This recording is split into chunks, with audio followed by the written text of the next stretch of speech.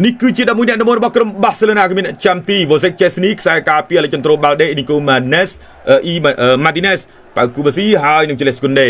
បម្រើការពារ2គឺមាន Pedri ហើយនឹង Frankie de Jong ដែលបម្រើប្រយុទ្ធម្នាក់ឯង Fermin Lopez ប្រយុទ្ធដាក់3នៅលើនោះ Rafinha Robert Lewandowski និង Lamine Yamal តោះយូរទៅមើល11អ្នកដំបូងរបស់ Borussia Dortmund គឺមានចាំទី Gregor Kobel ខ្សែការពារគឺមាន Reguilon មាន Anton មាន Emre Can ហើយនឹង Bensebaini បំរើការពារដាក់2នាក់បាទគឺមានកីឡាករបាទ Enmecha និង Chukwue Meka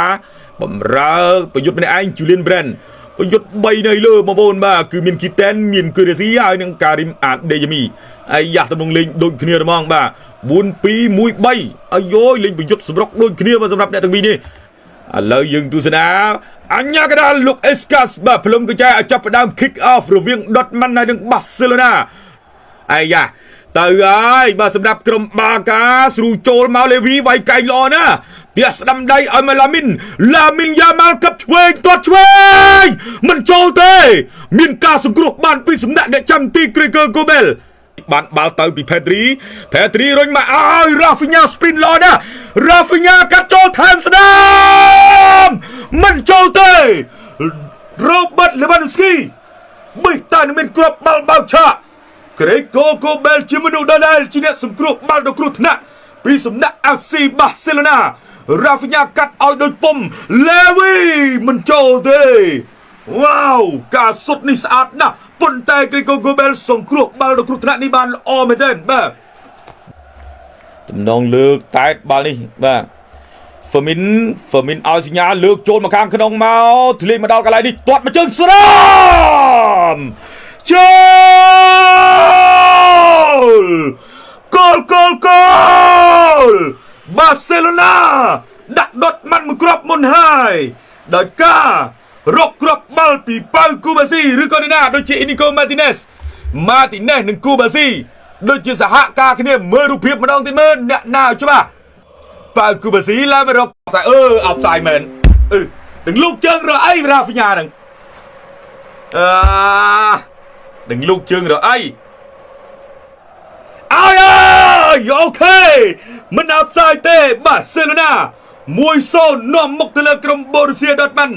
បាទមួយគ្រាប់ទល់នឹង0បាទឥឡូវទៅឲ្យពី Rafinha លឿនមែនតើ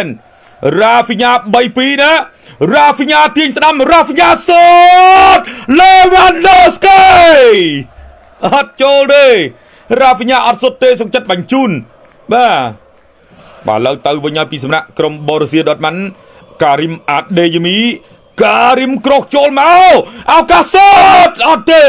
ធ្លាក់មកដល់ Kitten ទាត់ឆ្វេងអោបជាប់ពីអ្នកចាំទីមិនកើតទេប្រយ័ត្នប្រយែង Dortmund ដាក់វិញណាប្រយ័ត្នបាសេ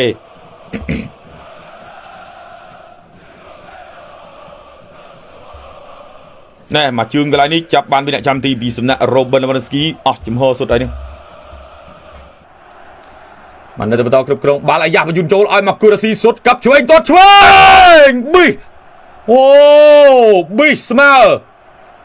មិនបានទេណាអត់បានទេប៊ីស្មើប្រយ័ត្នប្រយែង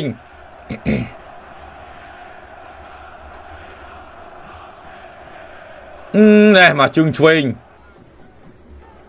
Kuresi ទៀត Kuresi នឹងសយ3-4 ដងហើយទៅណាទេនោះ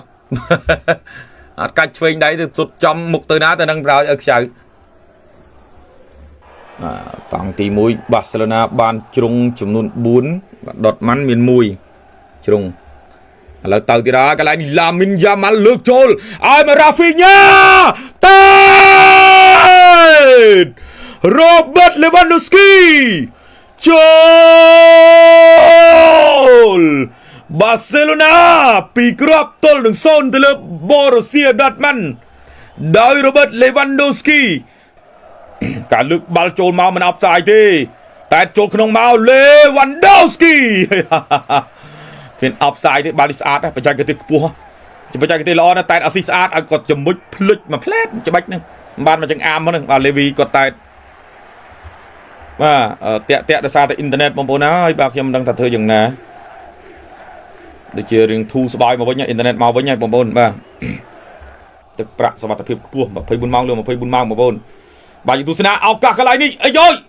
បានបាល់មកពីបាសេ Fermin Lopez អត់ចូលទេអូយបងប្អូនហើយគ្រាប់បាល់ទី3កើតឡើងមិនបាន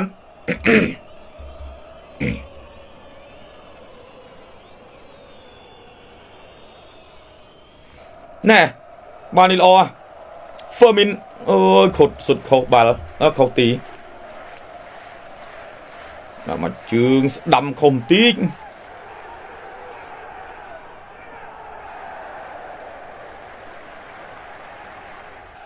បាទទៅទៀតហើយពីឡាមីនយ៉ាម៉ាល់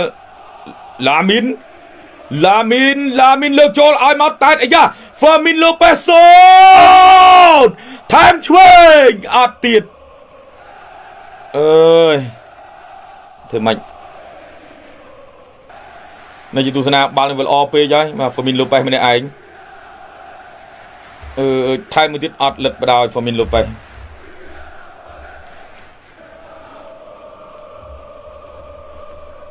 Fermin ទៅពីតំបន់ស្លាប់ស្ដាំ Fermin បលែងទុកឲ្យឡាមីនស្រូចូលឲ្យមក Fermin Lopez ល្អណាស់ Fermin កាត់ចូលឲ្យ Lewandowski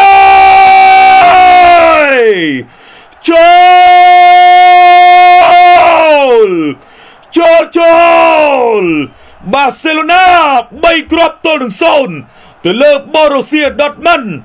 អូយល្អមែនតើបងប្អូនអើយចង្វាក់នៃការសម្រុកបញ្ជូនបាល់ពីឡាមីនយ៉ាម៉ាល់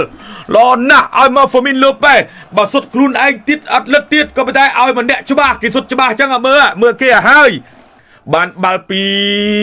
លើ Fermin Lopez Fermin នឹងសយណាស់មួយថ្ងៃហើយឥឡូវទាំងទុកឲ្យឡាមីនម្ដង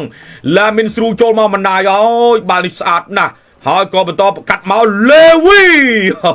ហើយលយណាលពូស្គីណែអូយមកជើងនេះបាទអ្នកចាំទីផ្ទះត្រូវដែរក៏ប៉ុន្តែមិនចំពេញទេរបូតបាល់តទៅបាន 3-0 បាសេឡូណាឈ្នះភ្លុកទឹកភ្លុកដីទៀតហើយ 3-0 ទៅលើក្រុម Borussia Dortmund បាទ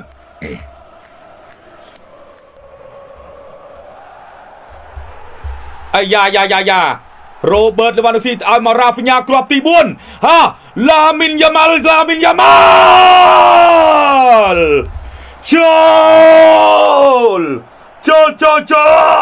មួយគ្រាប់ទៀតហើយខ្ញុំស្រែកលែងរួចហើយស្អកកកបងប្អូនអើយបាទឡាមីនយ៉ាម៉ាល់គ្រាប់ទី4ឲ្យមកបាសេឡូណាបាទល្អមែនទែនការវាយលុករបស់ក្រុមបាសេឡូណាមកប្រើបានគ្រាប់ទី4 4-0ដោយឡាមីនយ៉ាម៉ាល់បាទមកបានគ្រាប់ទី4មែនស្រួលមានគ្រាប់ទី5បងប្អូនអាចណាស្រួលមានគ្រាប់ទី5មិនអបសាយទេបាទរូបភាពនេះអត់អបសាយទេណែទប់មួយឈូសស្ដាំដៃមកល្អណាស់យើងទស្សនារូបភាពផ្សាយវិញឡាមីនយ៉ាម៉ាល់អូយសុទ្ធមកឆ្កើមទីទេបាទចូលទីជាផ្លូវការគ្រាប់ទី4មកសម្រាប់ខ្សែប្រយុទ្ធរបស់អេស្ប៉ាញប៉ារីសនៅតែ2-0ដែរទេ2-1ដែរទេ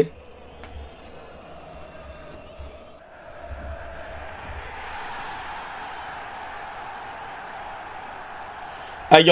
ដាច់មាត់របស់យកកាត់ចូលមកថែមឆ្វេងអបសាយប៊ីបានមកគ្រាប់មកវិញ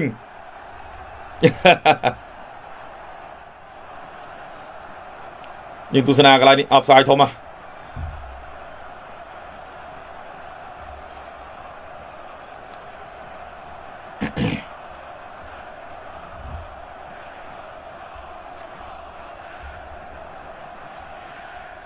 ប៉ារីសស្ងាត់ឈឹងប៉ារីសចាប់ការប្រកួតរបស់បងប្អូនយើងមកអបអសាទរដល់បាសេឡូណាឈ្នះយ៉ាងភ្លុកទឹកភ្លុកដីបងប្អូនបាទ